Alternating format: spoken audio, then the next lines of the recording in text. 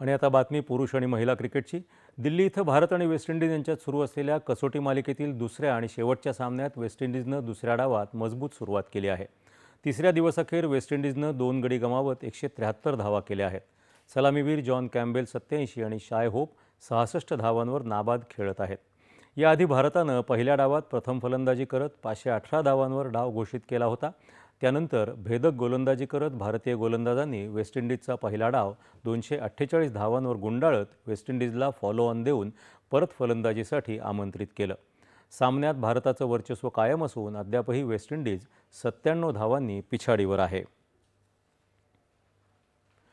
ICC महिला विश्वचषक cricket स्पर्धेत विशाखापट्टणम इथं सुरू असलेल्या सामन्यात भारतानं ऑस्ट्रेलियापुढे 331 धावांचं आव्हान ठेवलं आहे। स्मृती मंधाना आणि प्रतिका रावल या सलामीच्या जोडीनं तडाखेबाज खेळी करत अर्धशतकं झळकावली। 3 षटकार आणि 9 चौकारांची आतषबाजी करत 80 धावा करून स्मृती मंधाना बाद झाली। प्रतिका रावलनं 75 धावा केल्या। स्मृती मंधानानं आंतरराष्ट्रीय एकदिवसीय क्रिकेट सामन्यांमध्ये 5000 धावांचा टप्पा पूर्ण केला असून ही कामगिरी करणारी ती 5वी तर देशातली दुसरी महिला ठरली आहे।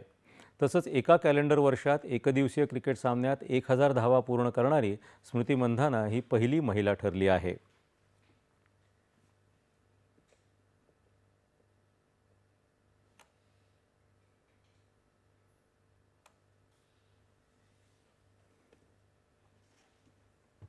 आणि आता राज्यात